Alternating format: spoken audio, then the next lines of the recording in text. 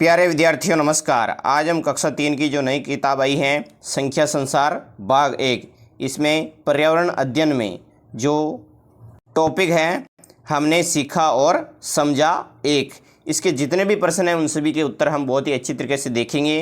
तो चलते हैं प्रश्न नंबर 1 की ओर। तो सबसे पहले वार्तालाप आधारित प्रश्न करेंगे। पहला है, अपने मोहल्ले के बारे में बताओ, वहाँ कौन कौन सी दुकानें हैं, वहाँ कौन कौन से खेल खेलते हैं।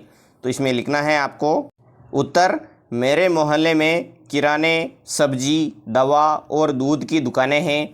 बच्चे क्रिकेट, फुटबॉल, कबड्डी और खो खो खेलते हैं। दूसरा प्रश्न है, अपने परिवार का परिचय दीजिए, परिवार में कौन कौन सदस्य हैं। तो मेरे परिवार में दादा दादी, माता पिता, भाई बहन और मैं रहते हैं।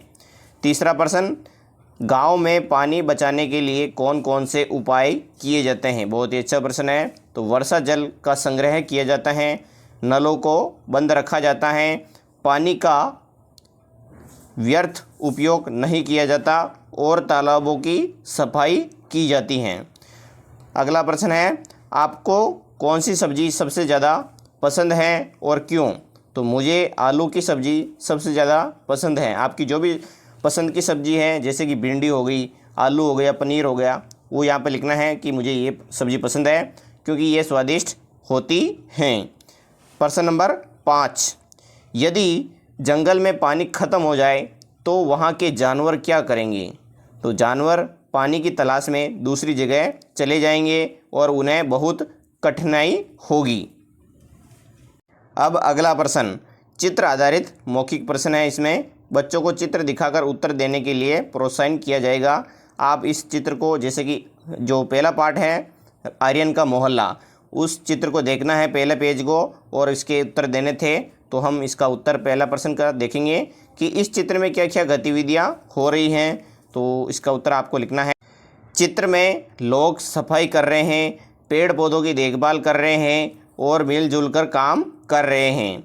अगला प्रश्न है दूसरा, क्या आपने अपने गांव में ऐसा कोई दृश्य देखा है। तो हाँ, मैंने अपने गांव में ऐसा दृश्य देखा है। तीसरा, इस चित्र में स्वच्छता से जुड़ी कौन कौन सी बातें दिखाई गई हैं। तो कूड़ेदान में डालना, आसपास सफाई रखना और स्वच्छ वातावरण बनाए रखना, ये इसका उत्तर। प्रश्न नंबर अगला है इसका लिखित आकलन वाला, एबीसीडी वाला, कि आर्यन का मोहल्ला कौन सा था। तो आपको एबीसीडी में जो बे नंबर पे है, यानी कि शांति मोहल्ला, उसमें आपको बे लिखना है कोष्टक में। तो ये इसका उत्तर। अगला है, विद्यालय जाते समय आर्यन ने दिव्या को कौन कौन से जानवर दिखाई दिए। तो इसमें ए है जो सही उत्तर है, गाय, कुत्ता, बिल्ली। अगला प्रश्न तीसरा, पानी को क्या कहा गया है। तो एबीसीडी में जो बे नंबर पे है सोना कहा गया है। तो आपको सोना पर राइट का निशान लगाना है। अब है प्रश्न नंबर अगला, रिक्त स्थान भरिए। तो पहला रिक्त स्थान वाला प्रश्न है, आर्यन के मोहल्ले में, आपको यहाँ पर लिखना है, मैं बता रहा हूँ, जो तालाब और दुकान, विद्यालय और बगीचा था। तो इसमें आपको क्या भरना था, ये तालाब और दुकानें। दूसरा रिक्त स्थान है, तालाब के पास गाय और पक्षी पानी पीने आते हैं, ये दूसरे के उत्तर हो गया। अब है तीसरा, पानी को व्यर्थ मत बहाओ, यह हमारा सोना, यहाँ पर सोना लिखना है। और अगला प्रश्न, सही या गलत लिखिए, यानी कि कोष्टक में आपको यहाँ पर जो कोष्टक दिए गए हैं इनमें आपको सही या गलत लिखना है। पहला वाक्य है, आर्यन के मोहल्ले में एक बड़ा तालाब था। तो ये क्या है, सही है। तो इसमें कोष्टक में आपको सही का निशान लगाना है।